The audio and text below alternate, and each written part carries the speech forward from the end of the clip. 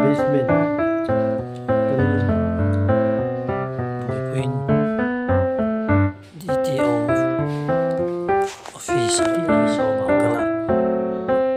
chung velte I lagi DTO office kan chawla kana hoya sukla chaman khalak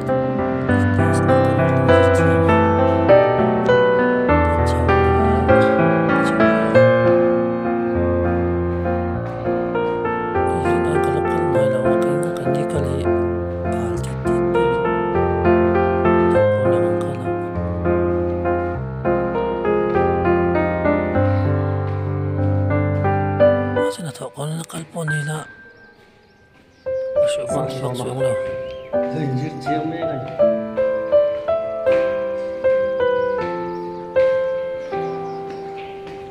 sòng hòn liên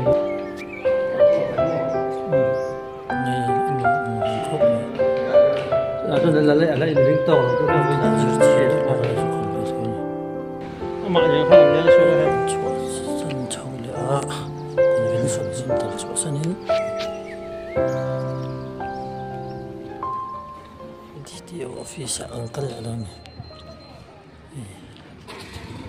bây giờ tôi đang tìm hai đôi lâu nhỉ còn chưa tìm chung đi chỉ là đó cái cổ tròn nè thay nữa thay đó in chơi đấy nè thiềm ba ngày ta xác định đi có chung vạc cái này rồi tôi thiềm lên vắt là đó rất thiêng lâu nè là hiện cái sự tiêu nó gần trong đó số ba tập pin nè cái giống cái xe gì cần lên chuột viên lại là bạn của thằng á em bị trong hiến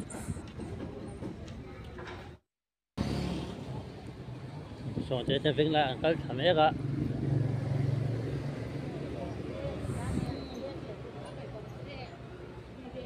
viên lại cho viên nữa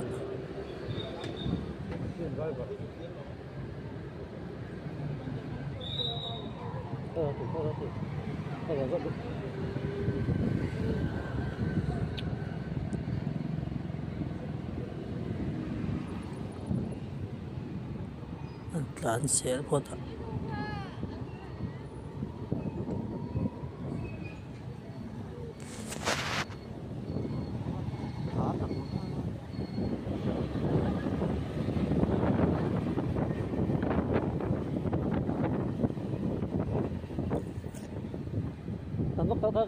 kamu baru boxnya anu ba vero de mit em lo toro ti tu nei ve yang mit tim yang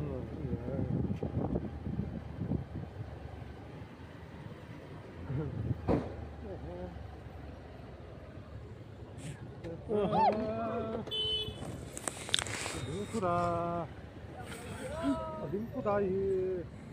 이거 그 말고 링투다 여로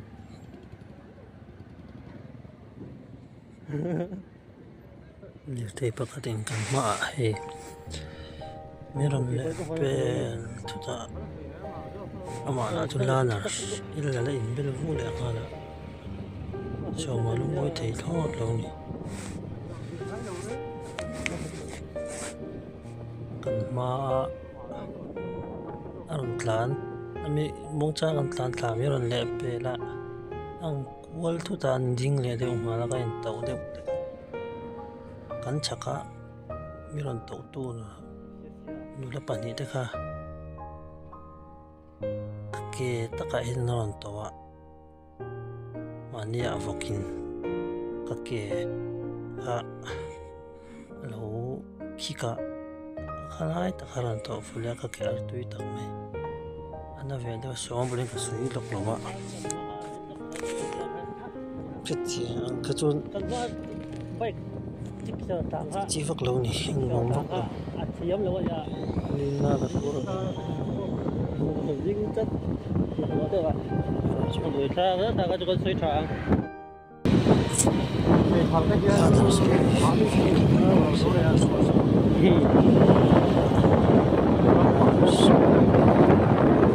bỏ lỡ những video hấp dẫn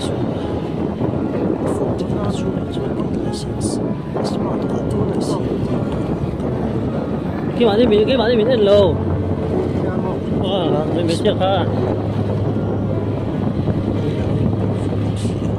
ăn tụt chia là wa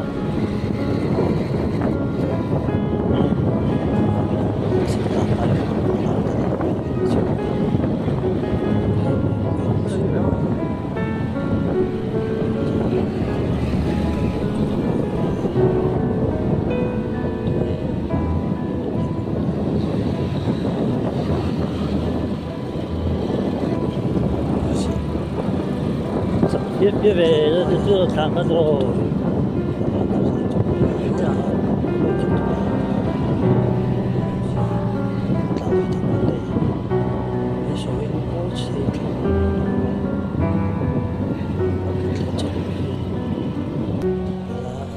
rất là nhiều đó đồng thời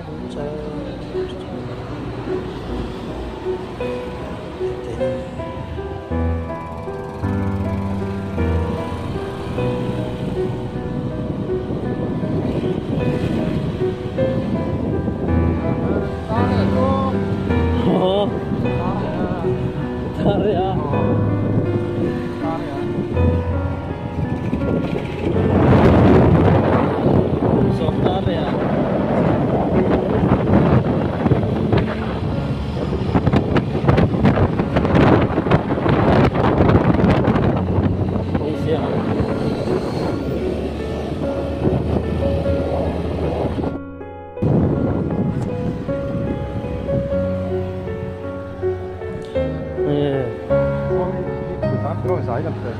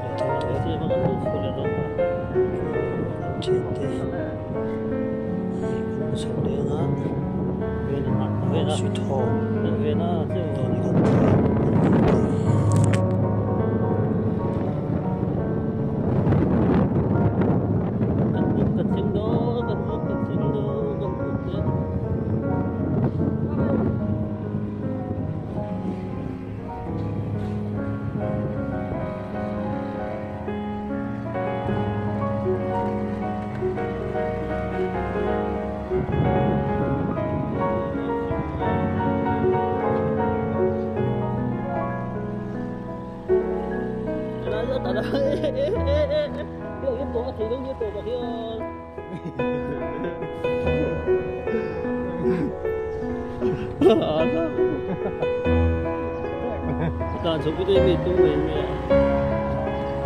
có thân cú đã bục là nó mới ăn lâu về